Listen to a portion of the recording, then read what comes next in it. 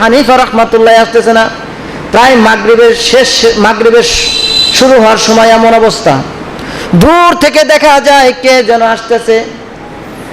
যখন কাছে আসছে দেখেছি ইমামে আবু হানিফা রাহমাতুল্লাহ আলাইহি, ইমামে আবু হানিফা রাহমাতুল্লাহ আলাইহি বৈঠকে আসলেন। আসার পরে সালাম দিলেন। সালাম দেওয়ার বলতেছে, আপনাদেরকে অনেক কষ্ট করাইলাম। কয় হ্যাঁ, কষ্ট তো করাইলেন। ডিভিট করার কথা হলো জোহরের নামাজের পরে, আর এখন হলো মাগরিবের নামাজের আগ মুহূর্তে, এতক্ষণ লাগে আপনার আসতে। ইমামে আবু হানিফা রাহমাতুল্লাহ আলাইহি ডাক দিয়ে বলেন, মনে কিছু নিবেন না, আমি একটু ব্যস্ততা ছিলাম, আমি একটু কাজের কারণে, প্রয়োজনের কারণে আমি এই সময় আসতে পারি নাই। কারণ আমার বাড়ি অনেক দূরে, দাজলা নদীর পারে। কোন নদীর পারে? দাজলা নদীর পারে আমার বাড়ি, আমার আসতে দেরি হয়েছে। কয় দাজলা নদী তো খুব একটা দূর না। কয় আসতে তো দেরি হয়েছে, কেন দেরি হয়েছে জানতে চাইতেছে। কেন দেরি হয়েছে এটা জানবেন না? কয় হ্যাঁ জানতে চাই, কিসের কারণে দেরি করছেন? ইমাম আবু হানিফা রাহমাতুল্লাহ আলাইহি বলেন, দাজলা নদীর কিনারায় যখন আমি আসলাম, আইসা দেখি নৌকা নাই। কি নাই? নৌকা নাই। পার দিব কিভাবে? পারি হবে কিভাবে? নৌকা নাই, তারপরে মাঝিও নাই, পারি দিব কিভাবে? আমি দাজলা নদীর পারে দাঁড়াইলাম। দাজলা নদীর পারে বিশাল বড় বড় গাছ আছে। ওই গাছ অটোমেটিকলি কাটলো। কি করলো? অটোমেটিকলি কেটে গেল, কেটে নদীতে পড়লো। পড়ার সাথে সাথে আবার কাঠ হইলো। কি হইলো? কাঠ হইলো। কাঠ হয়ে আবার তক্তা, সুন্দর করে তক্তা হইলো। আবার কিছু মুসলমান আছে আমাদের ভিতরে, মুসলমান আল্লাহকেই বিশ্বাস করে না। কয় আল্লাহকে দেখে আইছে? আল্লাহকে কেউ দেখে আসছে? কবরের আযাব কেউ দেখে আসছে? জান্নাত জাহান্নাম কি দেখছে? এরকম মুসলমান পুরা কপালে মুসলমান আছে না নাই সমাজে?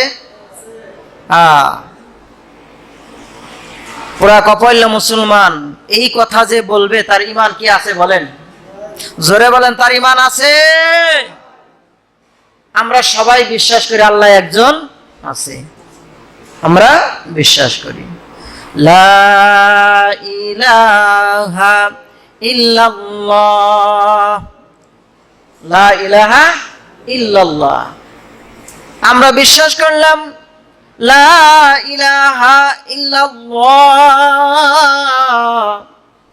আল্লাহ ছাড়া ইবাদতের কোন উপযুক্ত আর কেউ নাই, কেউ নাই, কেউ নাই।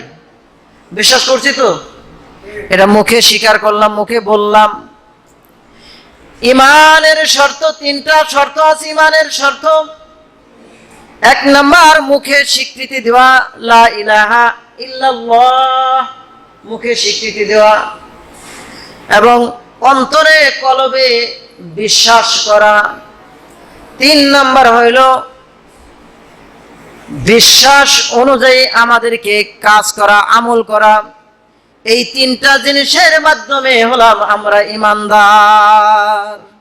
এই তিন জিনিসের মাধ্যমে কি আমরা ঈমানদার? ঈমানদারদেরকে কোরআনের ভাষায় বলা হয় মুমিন। কি বলা হয়? মুমিন। আর এই মুমিনদের ব্যাপারে আল্লাহ রাব্বুল আলামিন কোরআনুল কারীমে মুমিনের ব্যাপারে ঘোষণা করেছেন। কি ঘোষণা করেছেন? আল্লাহ তাআলা বলেন, ইন্নাল্লাহা আশতারা মিনাল মুমিনিনা আনফুসাহুম ওয়া আমওয়ালাহুম বিআন্না লাহুমুল জান্নাহ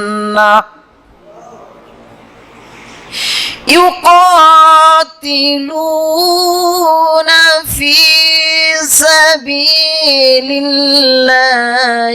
ফায়াকতুলুনা ওয়া ইউকতালুন।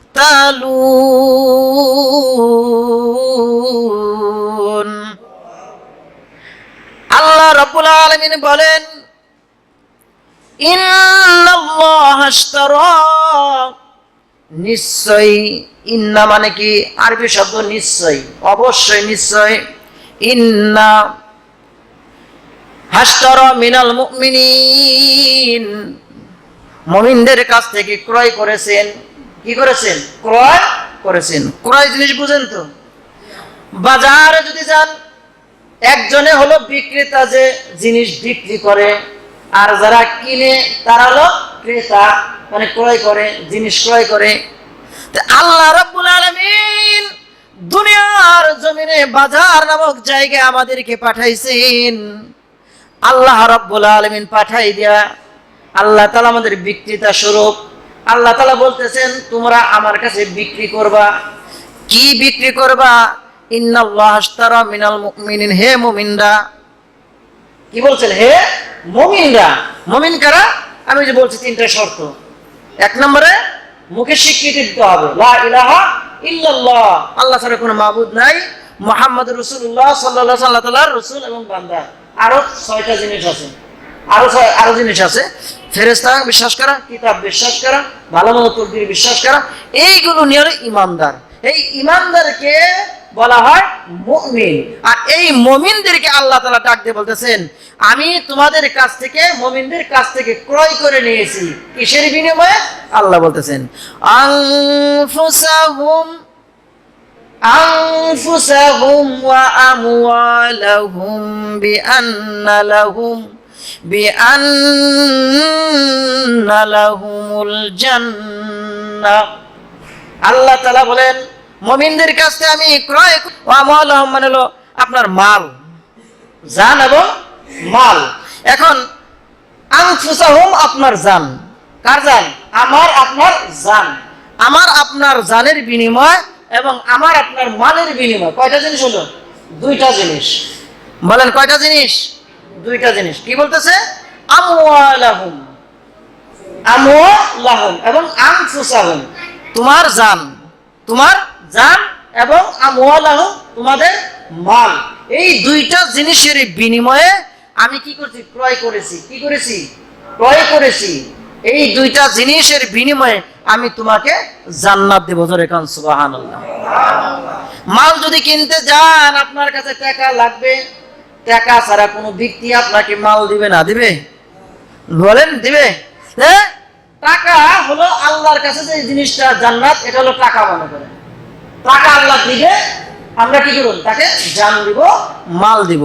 এখন মাল কেমনে দিব, জান কেমনে দিব, এটা আমরা কিন্তু জানি না। হায়াত শেষ হলে তো জান এমনি শেষ, কিন্তু জীবদ্দশায় আমাদেরকে কেন আল্লাহ বলছে তোমাদের জান এবং মাল আমার কাছে বিক্রি করে দাও? তোমার জান এবং মালের বিনিময়ে আমি জান্নাত দিব। ক্রয় করেছি, জান্নাত ক্রয় করলাম তোমার মাল এবং জানের বিনিময়ে। তাহলে জান দিব কিভাবে? জান দিতে হবে পরের ইতে বলতেছে, দেখেন ইউকাতিলুনা, তারা কি করবে? যুদ্ধ করবে। তারা যুদ্ধ করবে কাদের সাথে? মুশরিকদের সাথে, বেঈমানদের সাথে, যারা কাফের তাদের সাথে, যারা আল্লাহ বিশ্বাস করে না, আল্লাহর কথা মানে না, আল্লাহর হুকুম মানে না, আল্লাহর দুনিয়া, আল্লাহর নিয়ম কানুন মানে না, এরা কি করবে? এদের সাথে মুমিন কি করবে? যুদ্ধ করবে। সেই যুদ্ধের ময়দানে যায় কি করবে? ইউকাতিলুনা ফি সাবিলিল্লাহ, আল্লাহর রাস্তায় যুদ্ধ করার জন্য কি করবে? সে ফায়াকতুলুনা, মরবে। কি করবে? তারা কি করে? মরবে। যুদ্ধ করতে গেলে কি মারা যায় না অনেকে? আগের যুগের সাহাবীরা দেখবেন যুদ্ধ করতে গেলে মারা গেছে, কেউ বেঁচেছে, কেউ মারা গিয়েছে। তাহলে যুদ্ধ করতে ফায়াকতুলুনা ওয়া ইউকতালুন, যুদ্ধ করতে যায় নিজেরা কি করবে? তাদেরকে মারবে এবং নিজেরাও মরবে। এটা হলো জান দেওয়া। এটা কি দেওয়া? জান দেওয়া। এখন এই জানটা তো আমাদের দিতে হইতেছে না। যখন ইসলামী কোন হুকুমত কায়েমের ক্ষেত্রে যখন অন্য কোন রাষ্ট্র থেকে, অন্য কোন বেঈমানদের কাছ থেকে যখন যুদ্ধের ঘোষণা আসবে, তখন যদি কি হয়ে যায়? যদি বলে তোমরা সবাই জিহাদের জন্য প্রস্তুত হও, মুসলমান যারা আছে, তখন আমাদের জন্য কি হতো? যুদ্ধের ময়দানে গেলে আমাদের জানও যেতে পারে, আবার নাও যেতে পারে। এই জান এবং মাল আবার কি দিব? যুদ্ধের ময়দানে যুদ্ধ করতে গেলে আমাদের অনেক মালও দিতে হয়, আবার ইবাদত করতে গেলে আবার মালও দিতে হয়। ইবাদত করতে গেলে মাল দিতে হয় না? এই যে আপনারা মসজিদে আসছেন, এই মসজিদে যখন যা ধরা হয় আপনারা কি টাকা দেন না? এই টাকাটাই মাল, এই টাকাটাই সম্পদ, এই সম্পদটা দিতেছেন। তাই আল্লাহ বলতেছেন ইন্নাল্লাহ আশতারা মিনাল মুমিনিনা আনফুসাহুম ওয়া আমওয়ালাহুম, আমি তোমাদের কাছ থেকে কি করছি? ক্রয় করেছি জান এবং মাল, এর বিনিময়ে বিল জান্নাত, তোমাদের কি করব? জান্নাত আমি দান করব। তাহলে জান্নাত পাইতে হলে কি করতে হবে? আমাদেরকে জান দিতে হবে। কি করতে হবে? কার রাস্তা? কার রাস্তা দিতে হবে? আরো জোরে বলেন, কার রাস্তা দিতে হবে? আল্লাহর রাস্তায় দিতে হবে। এখন যদি আমি আপনি যদি আল্লাহর রাস্তায় জিহাদের ডাক এসে যায়, কতজন পিছিয়ে চলে যাবো গা? ঠিক কিনা বলেন? আল্লাহর রাস্তায় জান দিতে হবে এবং মাল আমাদেরকে দিতে হবে, এবং এর বিনিময়ে আমাদের কি করতে হবে? আমরা আল্লাহর কাছ থেকে জান্নাত আমরা নিতে পারবো। তাহলে আমরা সবাই কি চাই? জান্নাত চাই। সেই জান্নাত আছে এটা বিশ্বাস করি তো আমরা, হ্যাঁ? তাহলে বিশ্বাস যদি করি, জান্নাত আমাদের কাজ করতে হবে। জান্নাতের কাজ কি? জান দেওয়া, মাল দেওয়া। এখন জান কত দিক দিয়ে দেওয়া যায়? ইবাদত করতেছি, এটাও কিন্তু আমাদের এর ভিতরে পড়তেছে, কষ্টের ভিতরে পড়তেছে, জীবনের বিনিময়ে পড়তেছে, কষ্ট করতেছি, ইবাদত করতেছি। যাই হোক ভাইয়েরা, তাহলে জান এবং মালের বিনিময়ে আল্লাহ তাআলা আমাদেরকে জান্নাত দিবেন। আমরা আল্লাহ তাআলা আমাদের সকলকে যেন জান্নাত দান করেন, সকলে বলেন আমিন। ভাইয়েরা আমার, তাহলে ঈমান কি জিনিস, এই ঈমানের ব্যাপারে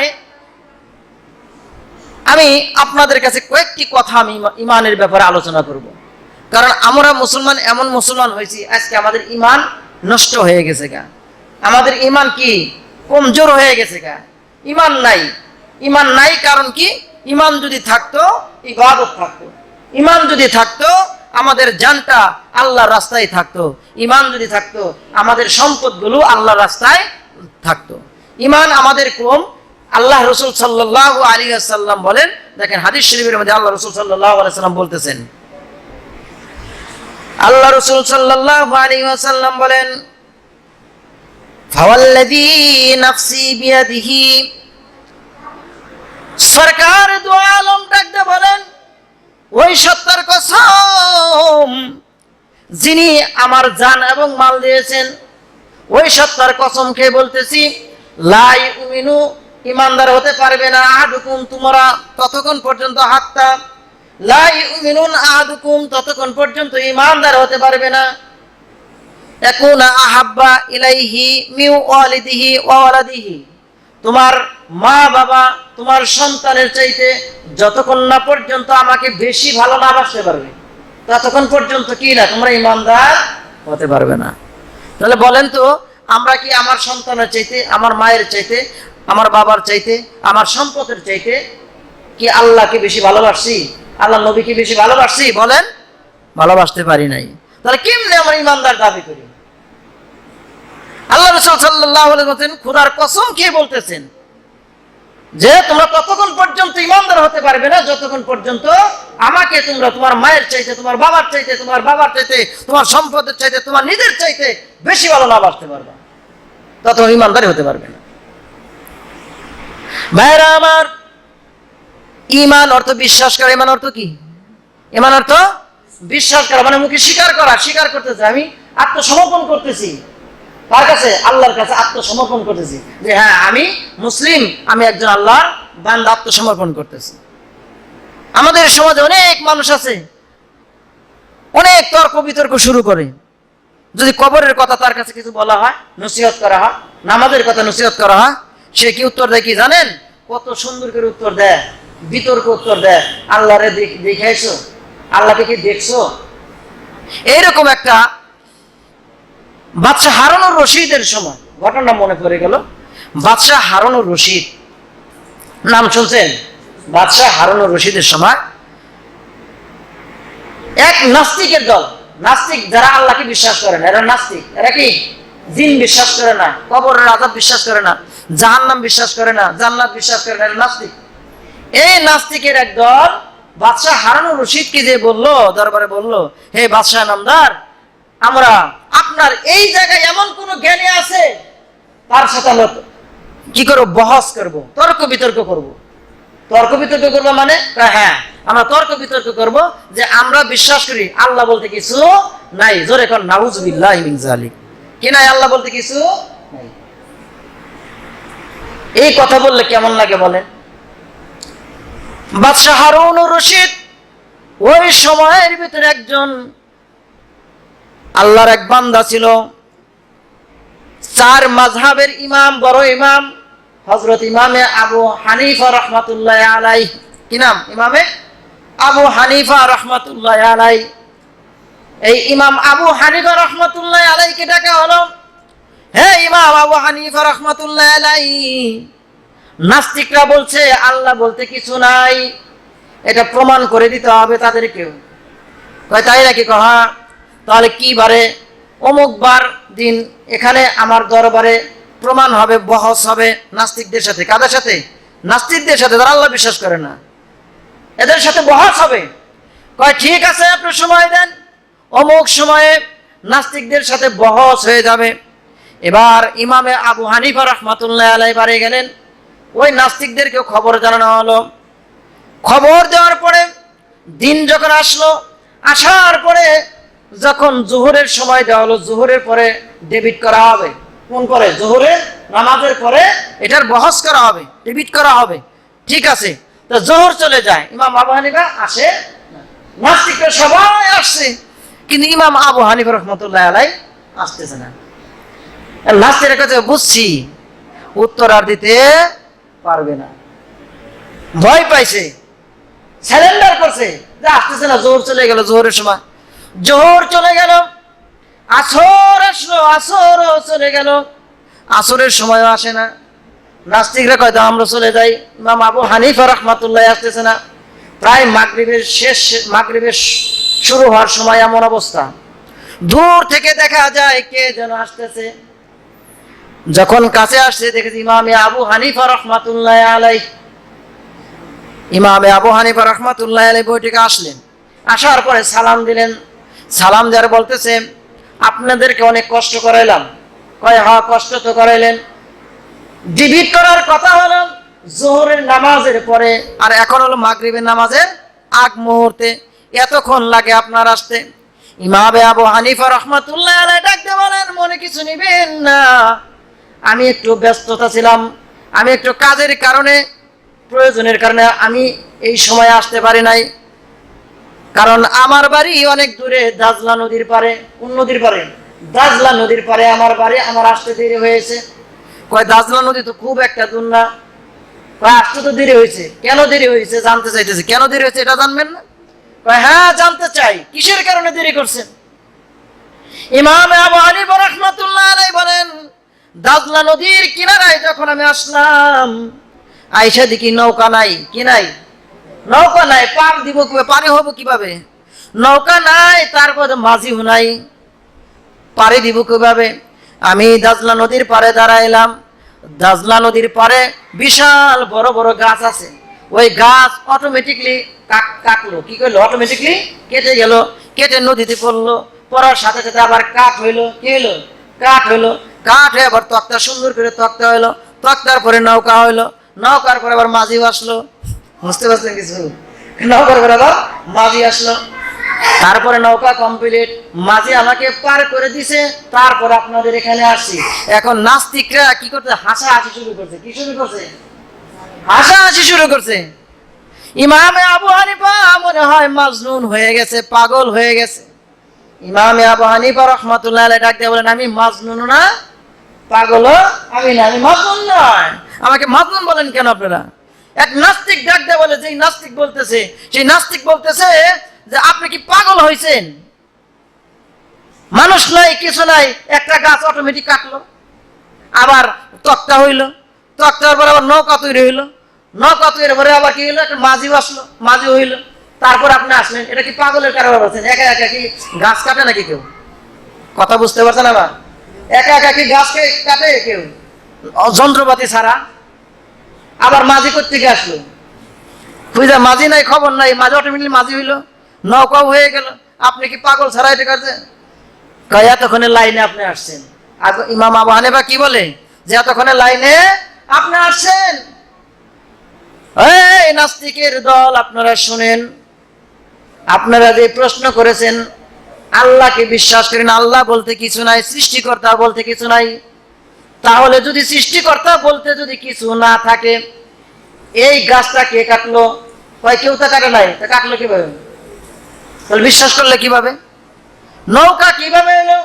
কয় না, কখন হতেই পারে না। মাঝি কোত্থেকে আসলো? কয় হতেই পারে না। কয় হতে পারে না, তাহলে এটা কেমন কথা? নৌকা বানাইতে মানুষের প্রয়োজন আছে না নাই? লোহা লস্করের প্রয়োজন আছে না নাই? গাছ কাটতে করাতে দরকার আছে না নাই? এগুলো ছাড়া হয় নাই। এগুলা এটা বিশ্বাস করে পারো যে এত বড় পৃথিবী, এত বড় জমিন, এগুলা একা একাই হয়ে গেছে? প্রশ্ন বুঝতে পারছেন? ইমাম আবু হানিফা বলতেছে যদি নৌকা যদি কি ছাড়া, লোহা ছাড়া, লস্কর ছাড়া যদি না হয়, মানুষ ছাড়া যদি না হয়, তাহলে এত বড় পৃথিবীটা যিনি বানাইছেন একা একাই হয়ে গেছে নাকি? তিনি আছেন না একজন? যারা বলেন তিনি আছেন না? এখন নাস্তিকরা স্যালেন্ডার করতে, আসলে তো আমরা তো বুঝতে পারি নাই। যদি নৌকা যদি মানুষ ছাড়া না হইতে, একা একা যদি না হইতে পারে, গাছ যদি একা একা না কাটতে পারে, নৌকা একা একা যদি না আসতে পারে নদীর এই পার, তাহলে এত বড় পৃথিবী, সূর্য, চন্দ্র, জমিন, এগুলো তো আসলে তো একা একা হয় নাই। এগুলোর একজন মালিক আছে। তিনি কে? যারা বলেন তিনি কে? সেই আল্লাহকে বিশ্বাস করতে হবে।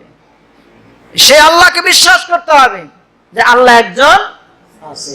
এটা হলো ঈমান। এটা কি? ঈমান। এই ঈমান আমাদের অনেকের ভিতরে ঈমানটা নাই।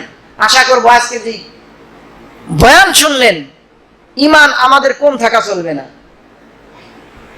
কবরের আযাব আছে, জান্নাত জাহান্নাম আছে, সব কিছু আছে। এগুলো কি? বিশ্বাস করতে হবে। যদি এগুলো আমার ভিতরে, আপনার ভিতরে যদি বিশ্বাস না থাকে, আমি ঈমানদার নই। যদিও আমি মুসলমানের ঘরে জন্ম নিয়েছি, কিন্তু আমি মুসলমান হতে পারি নাই। মুসলমান যে দাবি করবে সে কি করবে? আল্লাহকে বিশ্বাস করবে। মুসলমান যে দাবি করবে সে রাসূলকে বিশ্বাস করবে। মুসলমান যে দাবি করবে সে কিতাব বিশ্বাস করবে। মুসলমান যে দাবি করবে সে ফেরেশতা বিশ্বাস করবে। মুসলমান যে দাবি করবে সে জান্নাত জাহান্নাম বিশ্বাস করবে। মুসলমান যে দাবি করবে ভালো মন্দের তাকদীর, এগুলা কে করেন? আল্লাহ করেন। এটা বিশ্বাস করতে হবে। এর নাম মুসলমান। আমরা আশা করি মুসলমান আমরা সবাই, আশা করি আমরা সবাই কি মুসলমান। আর এই মুসলমান হয়ে আমরা বিভিন্ন কারণে বিভিন্ন কথা এগুলো আমরা এড়িয়ে চলবো। আমাদের ঈমান যেন আমরা না হারাই ফেলি। ঈমান হারায় যদি আমরা চলে যাই, তাহলে আমাদের জায়গা হবে বেঈমানের খাতা। আর বেঈমানের খাতায় গেলেই কবরে আযাব শুরু হবে, জাহান্নাম ছাড়া কোনো উপায় নাই। আর আল্লাহ রাসূল সাল্লাল্লাহু আলাইহি সাল্লাম বলতেছেন, যেই ব্যক্তি মুখে বলবে লা ইলাহা, যারা বলেন লা ইলাহা ইল্লাল্লাহ, আল্লাহ ছাড়া কোনো মাবুদ নাই, এই কথা যে বলবে, মুখে স্বীকৃতি দিবে, ইয়াদখুলুল জান্নাহ, সে জান্নাতে প্রবেশ করবে। সুবহানাল্লাহ বলেন। সে জান্নাতে প্রবেশ করবে। যদিও প্রবেশ করবে, কিন্তু কি সাইজ হইয়া প্রবেশ করবে, অর্থাৎ